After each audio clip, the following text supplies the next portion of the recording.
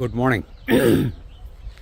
ആദ്യമേ തന്നെ പറയട്ടെ, ഇതൊരു വിട പറയൽ വീഡിയോ ആണ്.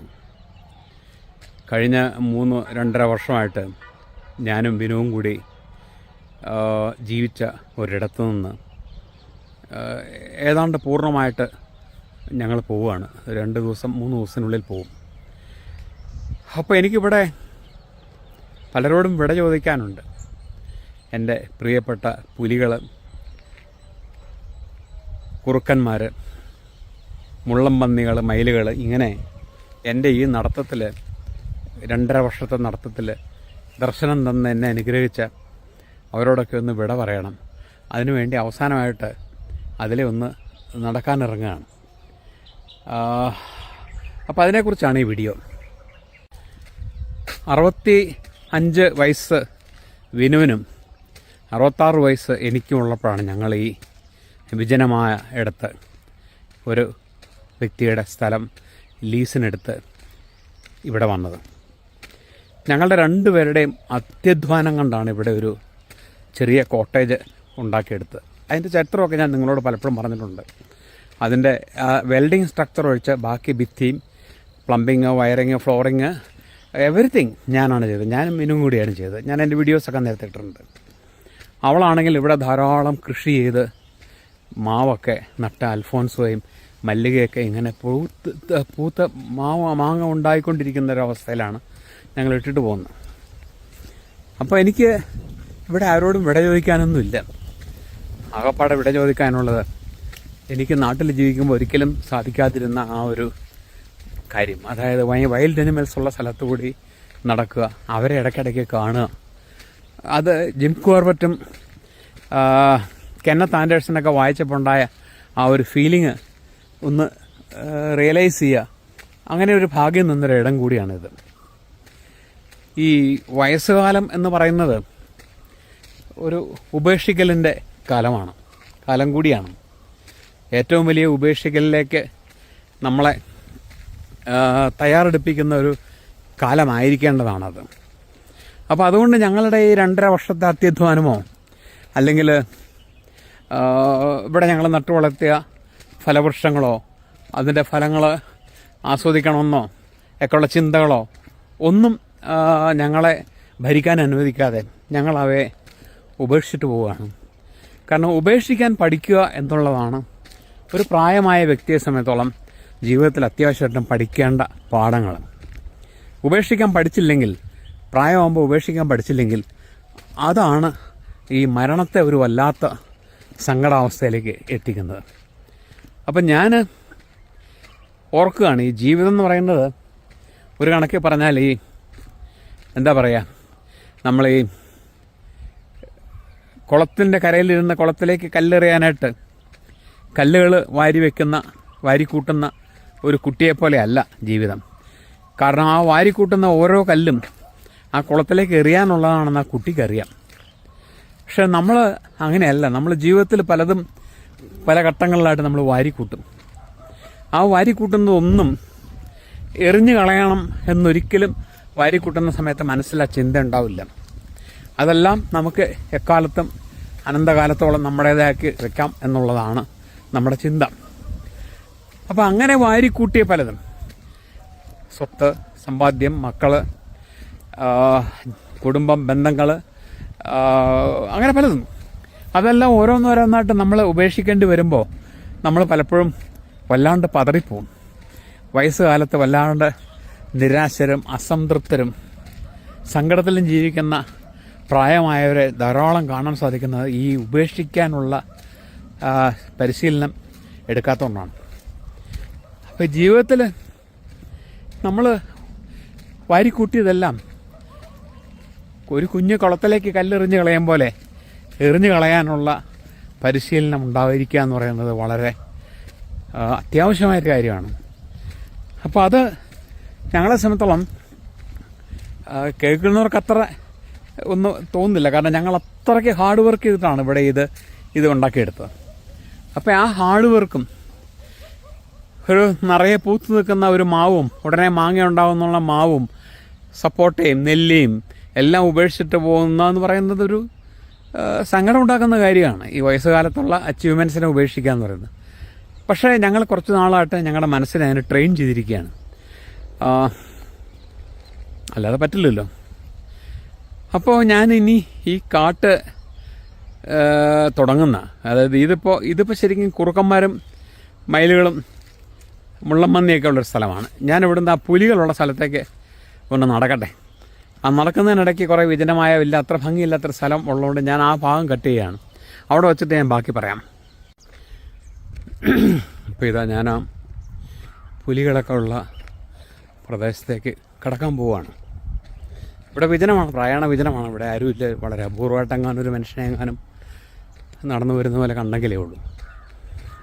ഇപ്പോൾ ഞാൻ പറഞ്ഞു വന്നത് എന്താണെന്ന് വെച്ചാൽ, നമുക്ക് വിട്ടുകളയാനാവാത്തതൊന്നും വിട്ടുകളയാൻ പറ്റാത്തതൊന്നും ജീവിതത്തിൽ ഉണ്ടാകാൻ പാടില്ല. അത് വലിയൊരു പാഠമാണ്. അത് വളരെ ഡിഫിക്കൽട്ട് ടു അണ്ടർസ്റ്റാൻഡ് ലെസൺ ആണ്. കാരണം ജീവിതം അതാണ് ആക്ച്വലി. ഇത് വിട്ടുകളയലിൻ്റേതായിട്ട് ഉള്ളൊരു ലെസണാണ് നമുക്ക് അതിനകത്ത് ഏറ്റവും ഇമ്പോർട്ടൻ്റ് ആയിട്ടുള്ള, പ്രത്യേകിച്ച് ഓൾഡ് ഏജിൽ. ഇപ്പോൾ സ്വന്തമായ വീട് ഉപേക്ഷിക്കേണ്ടി വരും, മക്കൾ ഉപേക്ഷിക്കേണ്ടി വരും, എല്ലാം ഉപേക്ഷിക്കേണ്ടി വരും. അവസാനം വല്ല ഓൾഡ് ഏജ് കെയർ സെൻ്ററിലോ അസിസ്റ്റഡ് ലിവിങ്ങിലൊക്കെ ചെന്ന് നമ്മളൊക്കെ അവസാനിക്കും. അവിടെ വെച്ച് നമുക്ക് എന്തുണ്ടെന്ന് നമ്മൾ ചിന്തിക്കുന്നു അതെല്ലാം അവിടെ വെച്ച് നമ്മൾ കളഞ്ഞിട്ട് പോരും. ഇപ്പം ഞാൻ ഇവിടുന്ന് പോകുന്നതിന് മുമ്പ് ഇപ്പോൾ ഞാൻ വിനുവിനോട് പറഞ്ഞു, എനിക്ക് അത്യാവശ്യം കുറച്ച് പേരോടൊരു ബൈ പറയാനുണ്ട്, അത് കഴിഞ്ഞിട്ട് ഞാൻ തിരിച്ചു വരാം എന്ന് വിനുവിനോട് പറഞ്ഞു. അപ്പോൾ വിനു അവിടെ ഞങ്ങൾക്ക് കൊണ്ടുപോകാനുള്ള അത്യാവശ്യം ഞങ്ങൾക്ക് വളരെ വേണ്ടപ്പെട്ട സാധനങ്ങൾ അവൾ കാറിനകത്തേക്ക് അടുക്കി കയറിക്കൊണ്ടിരിക്കുകയാണ്. ഞങ്ങൾക്ക് രണ്ടുപേർക്ക് ഇരിക്കാനുള്ള സ്ഥലം ഒഴിച്ച് ബാക്കിയെല്ലാം മിക്കവാറും അവളൊന്ന് ഫുള്ളാക്കും. വലിയ ചെതലപ്പറ്റുകളൊക്കെ ഉണ്ട് കേട്ടോ, ഒരാളേക്കാൾ പൊക്കമുള്ള. അപ്പോൾ അങ്ങനെ അവളത് നിറച്ചുകൊണ്ടിരിക്കുകയാണ്. അപ്പോൾ ഞാൻ ചോദിച്ചു ബാക്കി സാധനങ്ങളൊക്കെ, കട്ടിൽ, കിടക്ക, ഫ്രിഡ്ജ്, അങ്ങനെ കുറേ സാധനങ്ങളുണ്ട്. അപ്പോൾ അതൊക്കെ ഏതെങ്കിലും പാക്കേഴ്സ് ആൻഡ് മൂവേഴ്സിനെ വിളിച്ച് കൊണ്ടുപോകാം എന്നവൾ പറഞ്ഞു. പക്ഷേ എങ്ങോട്ട് കൊണ്ടുപോകുമെന്നുള്ള ചോദ്യം ചോദിച്ചപ്പോഴാണ് അത് പ്രശ്നമായത്. കാരണം തൃശ്ശൂർ ഞങ്ങൾക്കുള്ളതൊരു കൊച്ചുകൂടിലാണ്. അവിടെ ഇനി ഒന്നും കയറ്റി വയ്ക്കാൻ പറ്റില്ല. അത്യാവശ്യമുള്ളതെല്ലാം കൊണ്ട് അവിടെ നിറച്ച് കഴിഞ്ഞു. അപ്പോൾ പിന്നെ ഇത് വേറെ എവിടെയെങ്കിലും കൊണ്ട് ഒരു സെറ്റപ്പ് ഉണ്ടാക്കാതെ ഇത് അങ്ങോട്ട് മാറ്റാതെ ഇവിടെ ഉപേക്ഷിക്കാൻ നിവൃത്തിയുള്ളൂ. അപ്പോൾ എൻ്റെ മുന്നിൽ 2 ഓപ്ഷനാണുള്ളത്. ഒന്നുകിൽ 20 സെൻറ്റിൽ തുറന്ന ജയിലിലേക്ക് സ്വയം ജീവപര്യന്തം തടങ്കലിന് വിധിക്കുക, എന്നിട്ട് മരണം വരെ അവിടെ കൂടുക എന്നുള്ളതാണ് ഒരു ഓപ്ഷൻ. രണ്ടാമത്തെ ഓപ്ഷൻ എന്ന് പറയുന്നത്, എൻ്റെ അനിയൻ, അയാളെ ഒരു ലോകദണ്ഡിയാണ്. എന്ന് വെച്ചാൽ ലോകരാജ്യങ്ങൾ മുഴുവൻ കറങ്ങി നടന്ന് ജീവിതം മുമ്പോട്ട് കൊണ്ടുപോകുന്ന ഒരാളാണ് തനിയെ. അയാൾ കൊടൈക്കനാലിലും പഴനിയിലും എന്ന് വേണ്ട പലയിടത്തും ജീവിതം പറിച്ചിടാൻ പറ്റുമെന്ന് അന്വേഷിച്ചു. പിന്നെ വിയറ്റ്നാം നോക്കി, ശ്രീലങ്ക നോക്കി, അവസാനം ഭൂട്ടാൻ പറ്റിയിടമാണെന്ന് മനസ്സിലാക്കിയെങ്കിലും ഒടുവിലിപ്പോൾ അങ്ങേര് എല്ലാ തണ്ടലും അവസാനിപ്പിച്ച് നീലഗിരിയിൽ കട്ടബേട്ടു തുണരി റോഡ് സൈഡിൽ ഒരു ബടക കമ്മ്യൂണിറ്റി ആദിവാസി ഗോത്രത്തിൻ്റെ ഇടയ്ക്ക് ഒരു ചെറിയ തുണ്ട് ഭൂമി മേടിച്ച് അവിടെ ഇപ്പോൾ ഒരു ചെറിയ കണ്ടെയ്നർ ഹോം വെച്ച് ജീവിക്കാൻ ഉള്ള സെറ്റപ്പ് അയാൾ ആക്കിക്കൊണ്ടിരിക്കുകയാണ്. അപ്പോൾ അവിടെ എങ്ങും മനുഷ്യരില്ല, മുമ്പിൽ മുഴുവൻ തേയിലത്തോട്ടം, പിന്നാലെ കാടും ഒക്കെയാണുള്ളത്. അപ്പോൾ അങ്ങനെ ജീവിക്കാൻ നോക്കിയപ്പോൾ അയാൾ ലോകതണ്ടിയാണെങ്കിൽ ഞാൻ നാട്ടുതണ്ടിയാണെന്ന് മാത്രം. ഞാൻ ഇന്ത്യയിൽ മാത്രമാണ് കറങ്ങിയിട്ടുള്ളൂ, വേറെ ഞാൻ ലോകത്തിൻ്റെ മറ്റ് രാജ്യങ്ങളിലേക്കൊന്നും ഞാൻ പോയിട്ടില്ല, അമേരിക്ക ഒഴിച്ച്. അപ്പോൾ എന്നോട് അവൻ പറഞ്ഞു, വേണമെങ്കിൽ ചേട്ടനും ഒരു ചെറിയ കണ്ടെയ്നർ ഹോം ഇവിടെ വെച്ച് എൻ്റെ സ്ഥലത്തിൻ്റെ ബാക്കിയുള്ളിടത്ത് വേണമെങ്കിൽ ജീവിച്ചോളാൻ പറഞ്ഞു. ഇപ്പം ഞാൻ ഭാര്യയോട് ചോദിച്ചു, അതൊരു നല്ല ഓപ്ഷനാണല്ലോ, നമുക്കെന്തിനാണ് സ്വന്തമായിട്ട് സ്ഥലം, ഇങ്ങനെയൊക്കെ ഒരു സഹോദരനല്ലേ ഒന്നുമില്ലെങ്കിൽ. അപ്പോൾ അങ്ങനെ ഒരു ആശയമുണ്ട്. അപ്പോൾ എനിക്ക് 2 ഓപ്ഷൻ ഉണ്ടെന്ന് പറഞ്ഞല്ലോ. ഒന്നുകിൽ 20 സെൻറ്റിലെ തുറന്ന ജയിലിൽ ജീവപര്യന്തം തടങ്കലിലേക്ക് സ്വയം വിധിക്കുക, അല്ലെങ്കിൽ ഈ സഹോദരൻ താമസിക്കാൻ ഉദ്ദേശിക്കുന്ന സ്ഥലത്ത് വൈൽഡർനെസ്സിൽ നീലഗിരിയിലെ തണുപ്പിൽ പോയി ഒരു കുടിൽ കെട്ടി താമസിക്കുക. അപ്പോൾ അതിലൊരു തീരുമാനമായ ശേഷം മാത്രമേ ഞാൻ ഞങ്ങളുടെ ഇവിടെയുള്ള ഈ ഹെവി ആയിട്ടുള്ള വസ്തുക്കളെല്ലാം കൊണ്ടുപോകുന്നുള്ളൂ. അതെല്ലാം ഇവിടെ ഇട്ടിട്ട് പോവാണ്. പിന്നെ വിനുവിനൊരു അഭിപ്രായമുണ്ട്, ഈ സ്ഥലത്തിൻ്റെ ഉടമസ്ഥർ അത് വെക്കുന്നത് വരെ ഇടയ്ക്കിടയ്ക്കൊന്ന് വന്ന് 2 ദിവസം താമസിച്ചിട്ട് പോകാമല്ലോ. കാരണം അത്രയ്ക്ക് മറക്കാനാവാത്ത ഓർമ്മകൾ, സന്തോഷങ്ങളൊക്കെ നൽകിയിട്ടുള്ളൊരു സ്ഥലമാണ്. അത് പൂർണ്ണമായിട്ടും ഇനി ഇങ്ങോട്ടില്ല എന്ന് പറയുന്നത് അവൾക്കത്ര അങ്ങ് ഡൈജസ്റ്റ് ചെയ്യാൻ പറ്റുന്നില്ല. ശരി, ഓക്കെ, വലിയ വിലയൊന്നും ഇല്ലാത്ത സാധനങ്ങളാണല്ലോ ഇവിടെ കിടക്കുന്നത്. അപ്പോൾ അതുകൊണ്ട് ചിലപ്പോൾ അതവിടെ ഉപേക്ഷിച്ചിട്ട് പോരും. എന്തായാലും 2 ദിവസം 2.5 വർഷം ഞങ്ങളെ അധ്വാനം, സന്തോഷം, പല പല ഓർമ്മകളെല്ലാം നൽകിയ സ്ഥലത്തിനോട് വിട പറയുകയാണ്. ഇവിടെ മയിൽ പോലും ഇല്ല നിങ്ങളെ കാണിക്കാനായിട്ട്. ഡ്രൈനസ് വല്ലാണ്ട് ഉണങ്ങി ഉണ്ടെന്ന് തോന്നുന്നു. എനിക്ക് തോന്നുന്നു ഇവിടെ ഒന്നും ഇല്ലാത്തത്. അല്ലെങ്കിൽ എന്തെങ്കിലുമൊക്കെ ഇവിടെ കാണേണ്ടതായിരുന്നു, മയിലെങ്കിലും കാണേണ്ടതായിരുന്നു. കുറുക്കനും കാണാറ് പതിവുള്ളതാണ്, പക്ഷെ ഇല്ല. അവരുടെ മടകളൊക്കെ